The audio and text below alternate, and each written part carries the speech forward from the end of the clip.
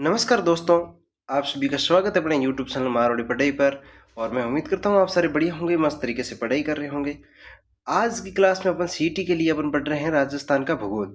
और राजस्थान के भूगोल में आज अपन पढ़ेंगे राजस्थान की मिट्टियाँ। आज अपने पास टॉपिक है राजस्थान की मिट्टियाँ। इससे पहले अपने राजस्थान का मैप भरना सीखा था, उसके बाद में राजस्थान का सामान्य परिचय देखा था, जिले संभाग सारी चीज़ें देख ली थी। उसके बाद में अपने राजस्थान के भौतिक प्रदेश सारे के सारे भौतिक प्रदेश पढ़ लिए थे। भौतिक प्रदेश पढ़ने के बाद में अपन ने क्या पढ़ा था, अपने जलवायु पढ़ी थी। जलवायु पढ़ने के बाद अपन पढ़ेंगे मिट्टियाँ। मिट्टियों के बाद में अपन नदियाँ, झीलें, वो सारी चीज़ें स्टार्ट करेंगे। तो अब अपन शुरुआत करते हैं राजस्थान की मिट्टियाँ। राजस्थान मिट्टियों के पहले अपन सारी सामान्य परिचय देखेंगे, सारा का सारा इससे जुड़ी जितनी भी योजना है वो सारी चीज़ें भी साथ में देख लेंगे, आपको अलग से नहीं पढ़नी होगी।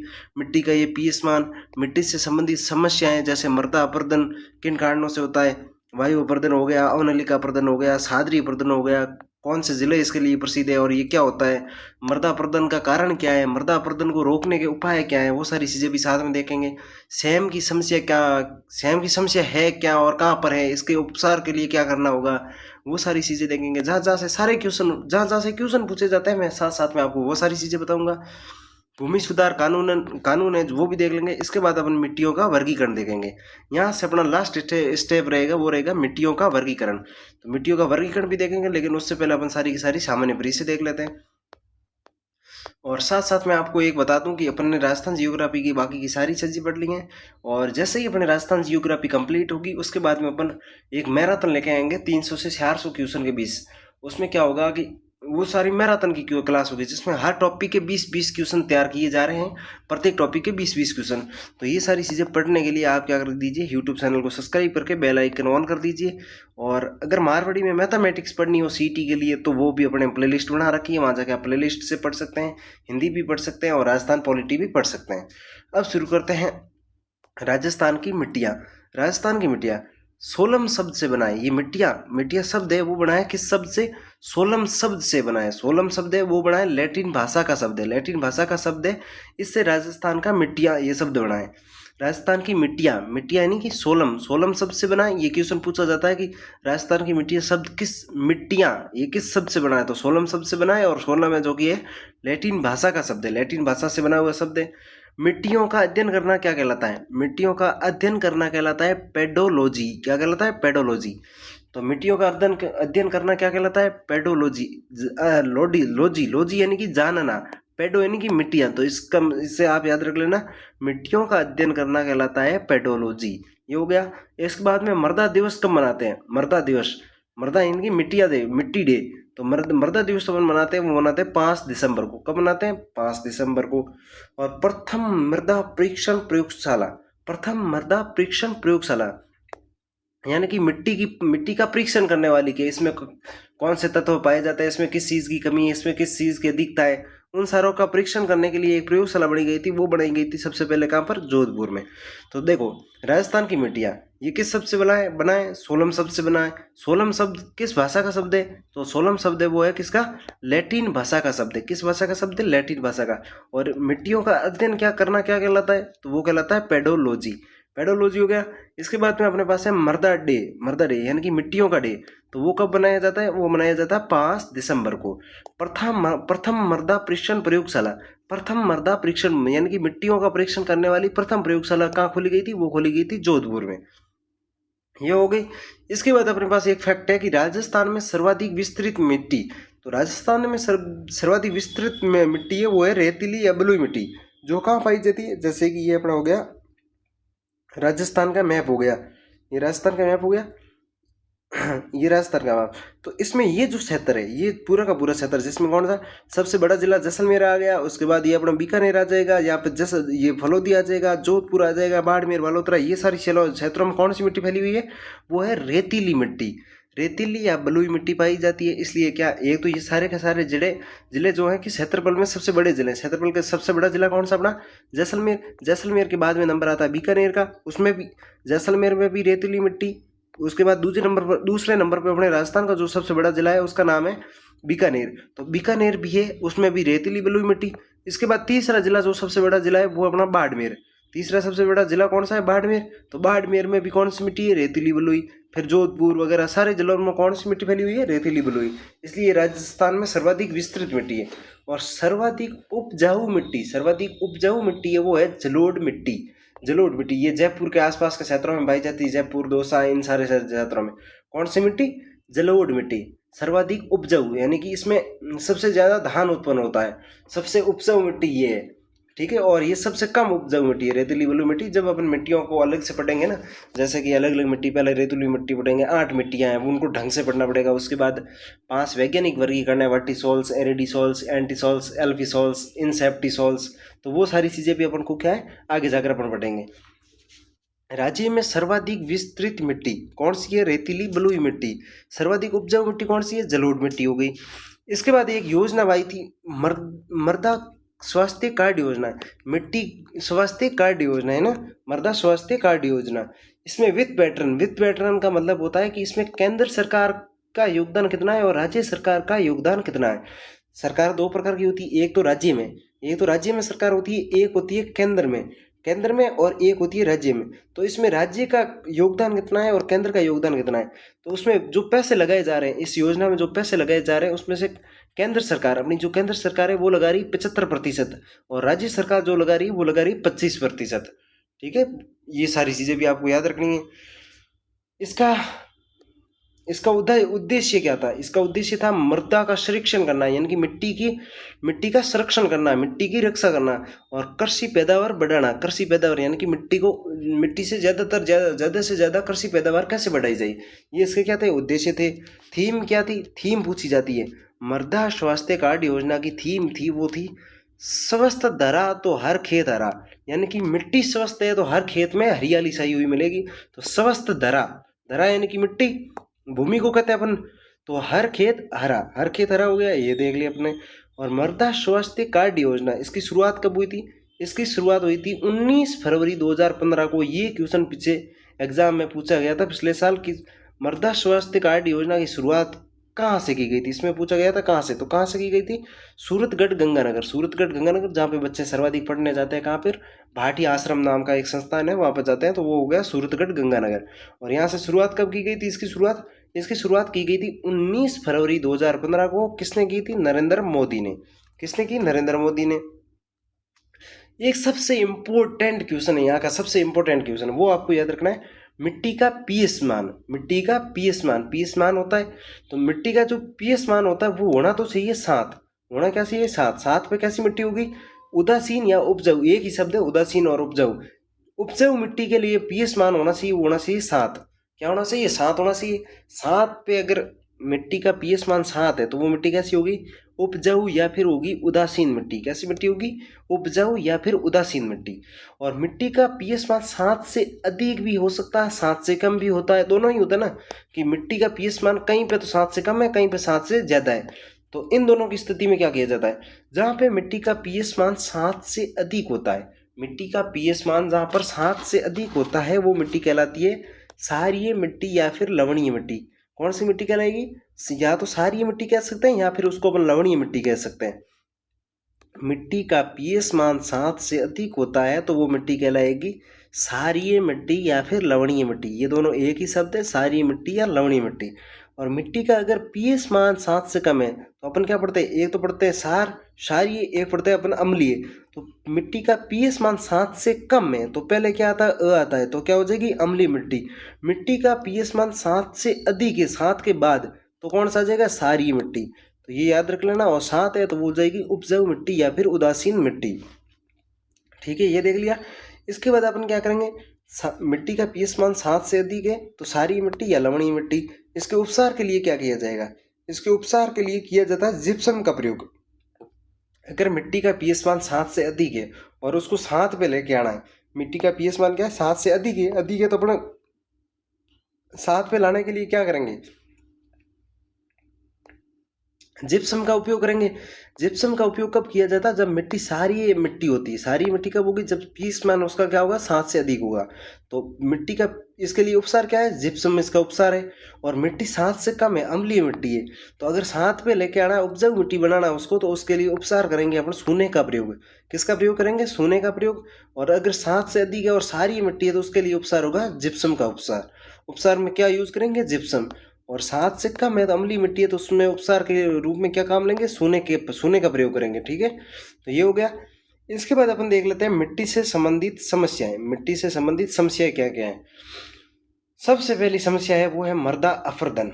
अपरदन यानी कि किसी भी चीज का अनावश्यक उपयोग होता है। जैसे कि मृदा अपरदन। मृदा अपरदन हो गया तो मिट्टी के कणों का एक स्थान से दूसरे स्थान पर स्थानांतरण होना।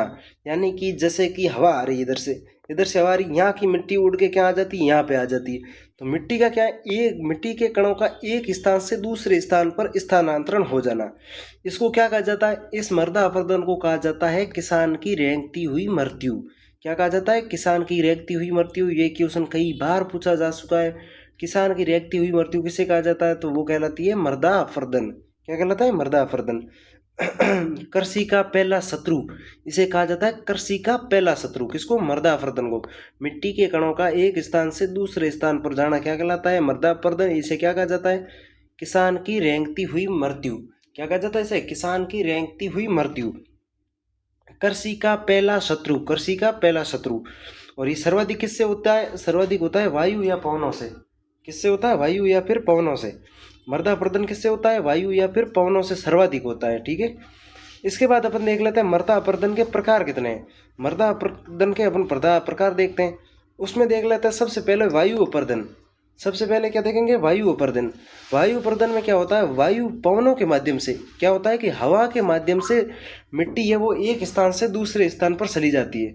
मिट्टी के कण हैं वो क्या होते हैं? एक स्थान से दूसरे स्थान पर स्थानांतरण हो जाता है उनका। वो किसकी वजह से होता है? वायु या फिर पवनों के माध्यम से। यानी कि हवा चल रही है, हवा तेज चलेगी तब क्या होगा? हवा के साथ क्या? मिट्टी उड़ती है। मिट्टी के कण क्या होते हैं? वो हवा में उड़ते हैं, वो जाकर क्या आगे की तरफ कहीं पे गिर जाते हैं। तो ये कहाँ पे होता है? सर्वाधिक राज्य के पश्चिमी क्षेत्र में मिट्टी का स्थानांतरण। क्योंकि थार का मरुस्थल किधर है? अपने राजस्थान के पश्चिम क्षेत्र में है थार का मरुस्थल। थार का मरुस्थल में क्या है? सारी की सारी मिट्टी तो है। मिट्टी कौन सी है यहाँ पे?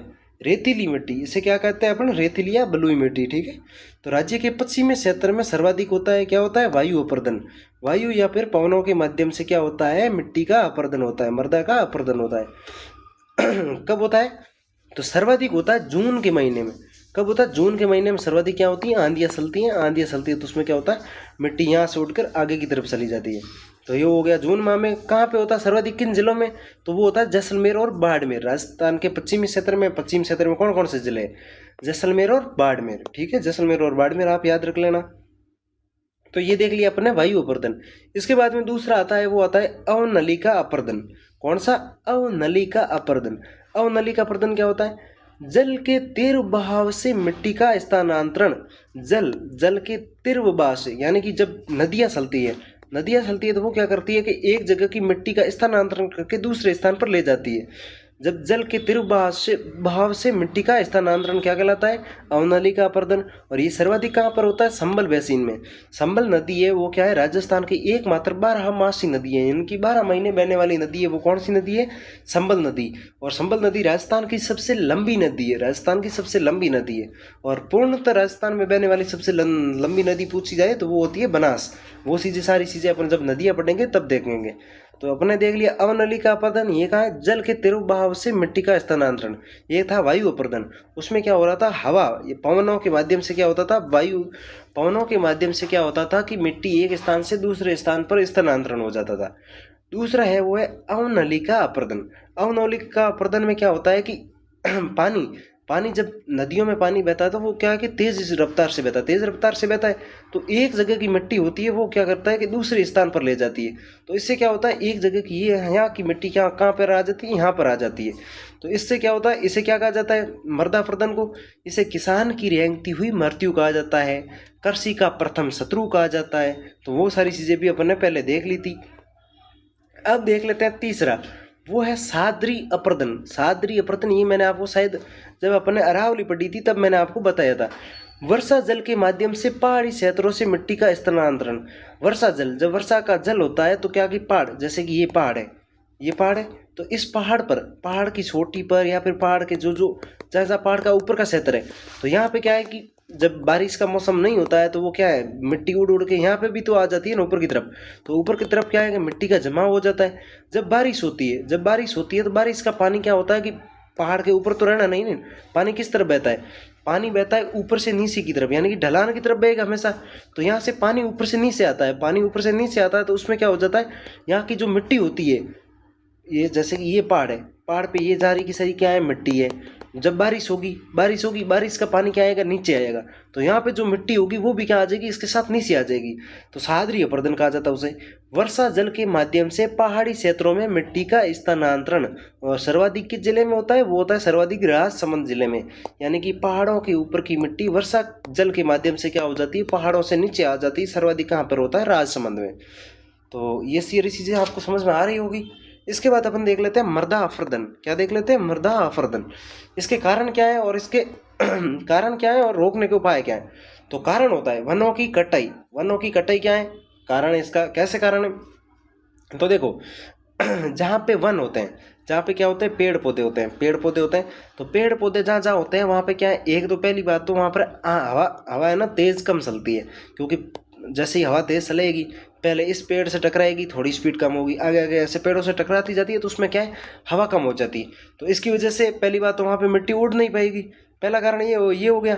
दूसरा क्या है कि आपने अपने खेत, आपके खेत होंगे तो आपने जैसे कि उसको, इसको बोलते हैं अपन खेत बंदी भी कह सकते हैं, और इसको अपन कह सकते हैं, ज़्यादातर कहा जाता है कणा, कणा, बाढ़, ये सारे शब्द मारवाड़ी में कहा जाते हैं। तो ये जैसे अपने खेत का होगा, तो यहाँ पे खेत पे अपन क्या बाढ़ कर रखे होते हैं, बाढ़ कर रहे हैं, इसे आजकल तारबंदी कहते हैं। तो यहाँ से जैसे कि आपने देखा होगा कि अगर आंधियाँ चलती है गर्मियों में, जब जून के महीने में सर्वाधिक आंधियाँ चलती है, तो यहाँ की सारी खेत की मिट्टी आकर इस यहाँ पे क्या हो जाती है, एकत्रित हो जाती है, यहाँ पे एकत्रित हो जाती है। तो यहाँ पे जब एकत्रित हो जाती है, तो अगर वन जैसे कि अपने खेतों में पेड़ पौधे लगा रखे होंगे, तो उनके आसपास के क्षेत्र में क्या है, जहाँ की मिट्टियाँ उड़ के आएगी वो सारी यहाँ पे लग जाएगी। दूसरी क्या है कि हवा की रफ्तार कम हो जाएगी, तो इसकी वजह से क्या है कि मिट्टी उड़ेगी नहीं। तो वनों की कटाई भी इसका कारण है, वनों को काट दिया जाता है। वनों को काटने की वजह से क्या हो जाता है कि हवा को तेज रफ्तार से चलने में कोई बाधा उत्पन्न नहीं होती है। ठीक है, ये हो गया। इसके बाद में अति पशुसारण यानी कि पशुओं को सारते हैं। जैसे कि अब क्या है, वर्षा ऋतु में क्या है, जैसे कि अपन ने जब थार का मरुस्थल पढ़ा था, आपने क्या पढ़ा था, एक तो धोरे पढ़े थे, एक बालू का स्तूप युक्त, बालू का स्तूप मुक्त, वो सारी चीज़ें पढ़ी थी। तो धोरों में क्या होता है कि वो पड़त जमी होती है, उसमें क्या होते हैं कि पशुओं को सराया जाता है। तो जैसे छोटी छोटी घास होती है, वो इनके सड़ने की वजह से क्या हो जाती है, सोलने की वजह से ज़मीन से बाहर आ जाती है। तो वहाँ की जो मिट्टी होती है वो भी उड़ जाती है, जहाँ से अपन जो होती है वो सारी क्या है, मिट्टी पशुसारण की वजह से जो छोटी छोटी घास हो जाती है वो भी इखड़कर ज़मीन से बाहर आ जाती है, उखड़ कर क्या हो जाता है, ज़मीन से बाहर आ जाती है। इसकी वजह से जहाँ की जो अंदर की मिट्टी होती है वो भी आराम से उड़ जाती है, और इनके पैरों से भी धूल उछलती है। तो वो अति पशुसारण भी कारण हो गया। और वनों की कटी है तो वनस्पति का अभाव, ये दोनों एक ही चीज़ हो गए। और बढ़ता हुआ शहरीकरण, ये भी इसका कारण है, आपको याद रखना, बढ़ता हुआ शहरीकरण। ठीक है।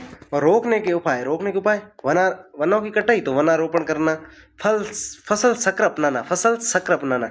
जैसे कि खेती होती है तो ज़्यादातर लोग क्या करते हैं, जैसे कि ऐसे खेती कर ली, ये सारी की सारी खेती ऐसे कर ली, तो इस तरफ से सारी की सारी जैसे भी हवा चलेगी यहाँ की मिट्टी ऐसे आगे उड़ती हुई जाएगी।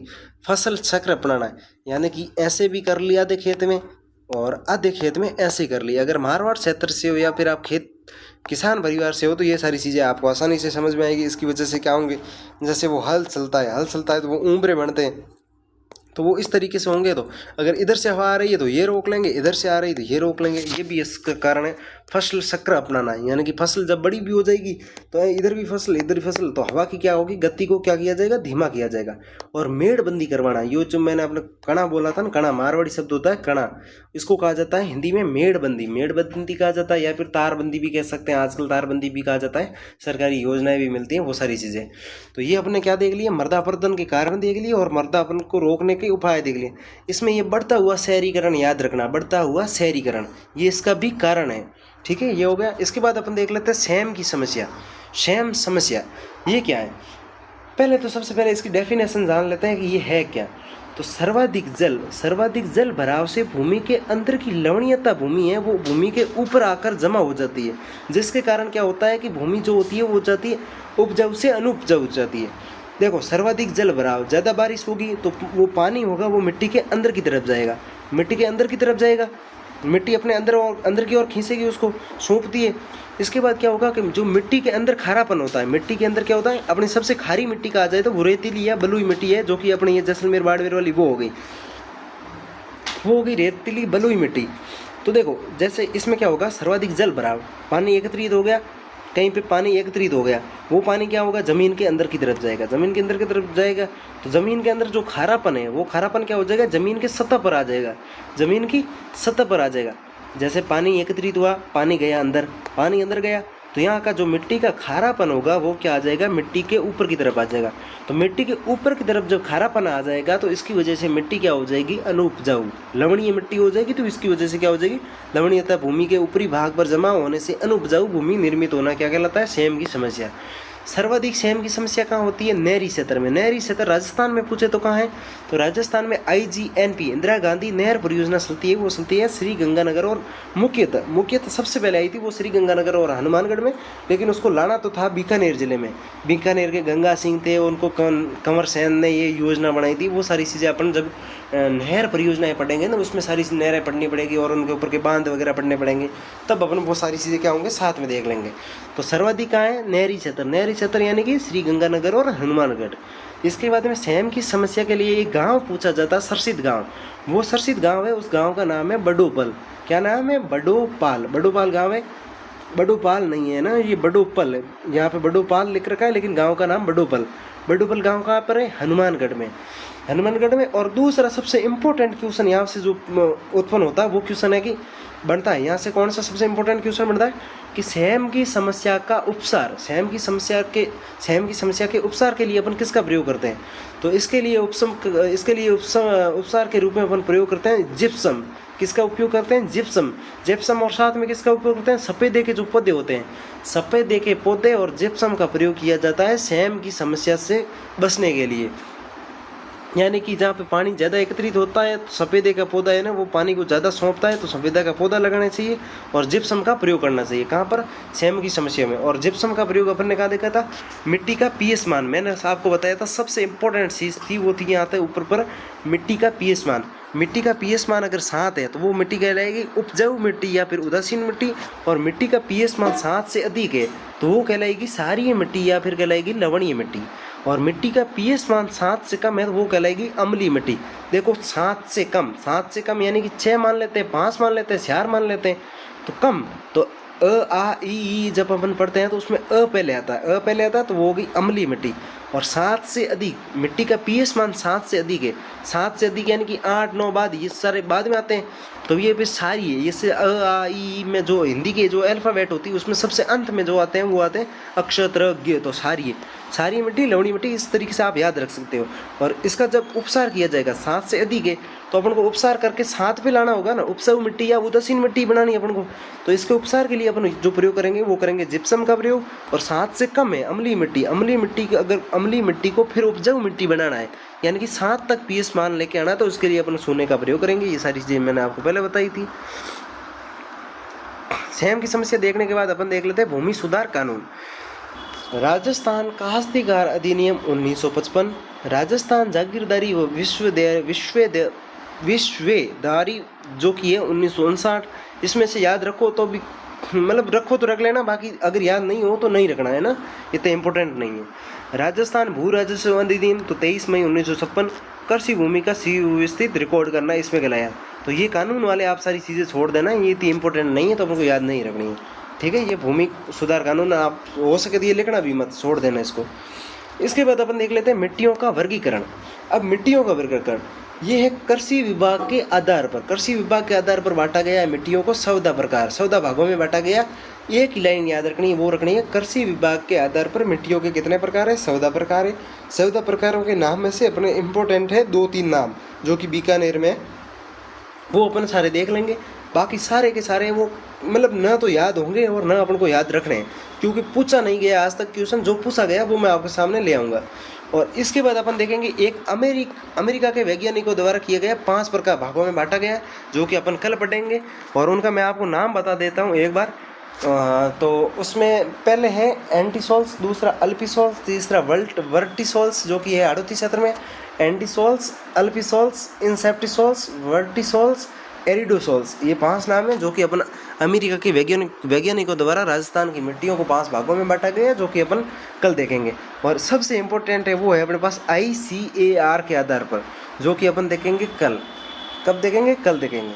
तो आज के लिए अपने पास मिट्टियों से रिलेटेड इतनी ही सारी चीज़ें थी। इसके बाद अपन को क्या देखना है, मिट्टियों को कितने भागों में बांटा गया है, तो वो अपन एक ही क्लास में लगभग लपेट लेंगे। तो इसके बाद अपन क्या कर लेते हैं, थोड़ा सा 5-7 मिनट में अपन मारवाड़ी भाषा में सारी चीज़ों का क्या कर लेते हैं, रिवीजन कर लेते हैं। तो मारवाड़ी भाषा में इन सारी चीज़ों का रिवीजन कर लेते हैं। तो अपन टॉपिक का पढ़ रहा हूँ राजस्थान की मिट्टियों। राजस्थान की मिट्टियों इनमें देखो मिट्टियों, अब मिट्टी शब्द क्यों बनूड़ो है, सोलम शब्द बनूड़ो है। क्यों बनूड़ो? सोलम शब्द बनूड़ो है। और सोलम शब्द है वो बनूड़ो है लैटिन भाषा रो शब्द है। सोलम शब्द है जो कि है लैटिन भाषा रो शब्द है, ठीक है। और मिट्टी और अध्ययन करिया करे बिन के क्या करे, मिट्टी और अध्ययन करिया करे बिन क्या करे, पेडोलॉजी।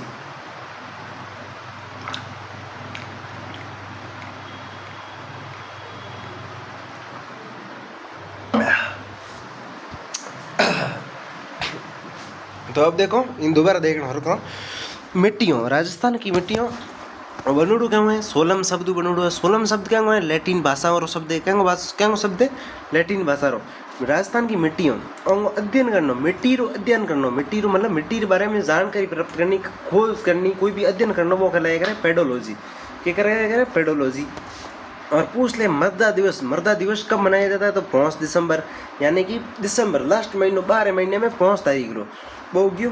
बिंग बाद में देख लो वो प्रथम मर्दा परीक्षण प्रयोगशाला, यानी कि मिट्टियों रख मत प्रयोग करना कि मिट्टी खारी है, मीठी है, इनमें दोहन हलो हो कम हो, बस जिनो जोड़ने वास्ते जगह परीक्षण प्रयोगशाला बनाई, बाकट बनाई राजस्थान के अपने जोधपुर जिले में बनाई। राजस्थान में सर्वाधिक विस्तृत मिट्टी खाई है तो वह है रेतीली या फिर बलुई मिट्टी कह सको आप, क्या कह सको, रेतीली बलुई मिट्टी जो कि कटे है। तो हमने राजस्थान को भाग है जैसे और राजस्थान है, ठीक है। राजस्थान के एवं जिला है, पश्चिमी जिला खाया गया। देखो पहली बात तो है कि राजस्थान को मैप अपन याद होना बहुत ज़्यादा जरूरी है।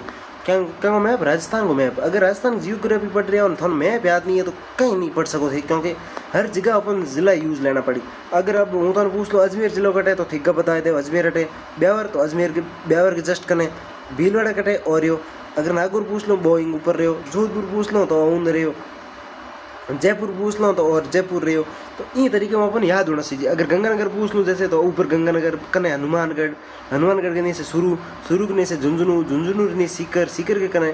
तो इन तरीके में अपन सारी चीज़ें याद होनी चाहिए। राज्य में सर्वाधिक विस्तृत मिट्टी है रेतीली मिट्टी या फिर बलुई मिट्टी, और सर्वाधिक उपजाऊ मिट्टी है वह है जलोढ़ मिट्टी। मृदा स्वास्थ्य कार्ड योजना स्लीबी में विथ पैटर्न, यानी कि सरकार के तो पहिए लगाए तो केंद्र सरकार अपनी भारत की जगह सरकार है लगाएगा 75% और राज्य की जगह सरकार है लगाएगा 25%। और इन उद्देश्य की मृदा संरक्षण करना या फिर कृषि पैदावार बढ़ानी। थीम ही स्वस्थ धरा तो हर खेत हरा, थीम याद रखनी है। शुरुआत कब हुई, 19 फरवरी 2015, और कटिंग हुई सूरजगढ़ गंगानगर और कौन की भी, नरेंद्र मोदी की भी कटिंग हुई। वो मैन ज़्यादा इंपॉर्टेंट कटिंग हुई सूरजगढ़ श्री गंगानगर का ही मृदा स्वास्थ्य कार्ड योजना रही, ठीक है। मिट्टी को पीएस मान होने के तो सही हाथ, और हाथ हो जन के हुई बा मिट्टी उपजाऊ यानी कि दोहन हलो हुई, मतलब कुल मिलान के हुई पैदावार ज़्यादा हुई तो बा उपजाऊ मिट्टी या फिर उदासीन मिट्टी होगी। और सात से कम, हाथ तो कम है बा मिट्टी के कहलाई अम्लीय मिट्टी, और सात अधिक है बा के कहलाई सारी मिट्टी या लवणीय मिट्टी। और सारी मिट्टी है बिन हाथ मत लानी है, बिंग दिया अपन के प्रयोग करना पड़ी, जिप्सम को प्रयोग करना पड़ी। और सात कम है अम्लीय मिट्टी है तो बाकी बिंग के करना पड़ी, सोने का प्रयोग करना पड़ी। तो मिट्टी संबंधी समस्याएं, तो मृदा प्रदन, मिट्टी के कणों का एक स्थान से दूसरे स्थान पर जाना तो वो मृदा प्रदन हो गयो। किसान की रेंगती हुई मृत्यु के इन्हें कृषि रो पहलो शत्रु के सर्वाधिक हो करे वायु या फिर पवन यानी कि हवा ज्यादा हुए, जैसे थे कि हवा तो बीजू क्या होया करे तो पानी भी होया करे, पानी हो एक मिट्टी ऊन जाती रहे। हमने कहीं खेत में क्या करे, अगर खेत रे में अगर कटी मान लो कि कोई ज़्यादा बारिश होगी कटू पानी आ रही है तो बीम क्या कह रहे कि हमारे खेत की खाद उड़ बरी बीजे खेत में जाती रहे तो वो क्यों अगर एक जगह में मिट्टी हुए जगह बीजे खेत में जाए पर ऊपर ऊपर हैंग बढ़िया मिट्टी कटे ऊपर ऊपर हुए ऊपर ऊपर में उड़ उड़न आगे जाती रहे अगर ठीक है। तो मृदा प्रदन क्यों प्रकार मृदा प्रदन में वायु प्रदन हैंगू पे लगाया है वायु प्रदन वायु या पवनों के माध्यम से राज्य में पश्चिमी क्षेत्र में हैंग होली सर्वाधिक है महीने में जून महीने में हैंग होली और ये जून में ही बाजे जिला खाया गया प्रसिद्ध है जैसलमेर व बाड़मेर दो ही प्रसिद्ध है। अवनेली का प्रदन जल के तिरुबाव से मिट्टी का स्थानांतरण सर्वाधिक कटे संबल बेसिन में यानी कि पानी एक जगह में दूसरी जगह में मिट्टी जानो वो कट होया करे दिन के क्या करे अवनली का प्रदन और हैंग होलो कट होया करे संबल नदी में होया करे। बिंग बाद में सादरीय प्रदन होया करे वर्षा जल के माध्यम से पहाड़ी क्षेत्रों में मिट्टी वर्षा जल के माध्यम से पहाड़ी क्षेत्रों में मिट्टी वर्षा जल के माध्यम से सादरीय प्रदन हो गया सादरीय प्रदन यानी कि वर्षा जल के माध्यम से पहाड़ी क्षेत्रों में मिट्टी इंगो स्थानांतरण सर्वाधिक राजसमंद में मृदा प्रदूषण कारण के वनों की कटाई अति पशुचारण वनस्पति का अभाव बढ़ता हुआ शहरीकरण रोकण का उपाय के वनों रोपण करना फल संकरण बढ़ाना मेड़बंदी ये सारी चीज़ों देख लिया।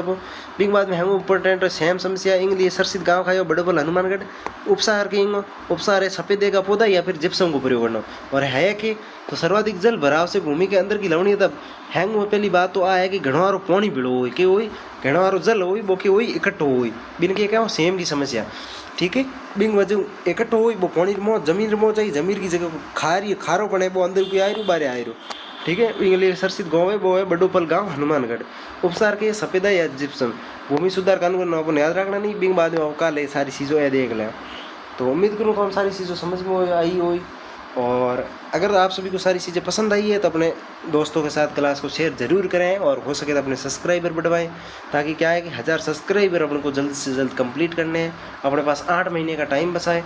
और अगर आपको मैथमेटिक्स आपकी कमज़ोर है तो अपने यूट्यूब चैनल पर जाइए वहाँ पे प्ले लिस्ट बनी हुई है मारवाड़ी में सारी की सारी मैथमेटिक्स और ऐसे क्वेश्चन कराए जा रहे हैं कि आप देख के खुश हो जाओगे क्योंकि जैसे कि मैंने एक क्वेश्चन करवा दिया है तो उसके बाद बेस पे क्या करवाएंगे अपन 3 और क्वेश्चन करवाएंगे जो कि क्वेश्चन करने होंगे आपको क्लास रोक कर और उन क्वेश्चनों को बाद में मैं करवाता हूँ। तो मैथ बहुत शानदार तरीके से पढ़ाई जा रही है आप प्ले लिस्ट जाकर देखिए और आगे की तरफ पढ़ते रहिए और मिलते हैं अपन किसी अगली क्लास में। जय हिंद जय भारत।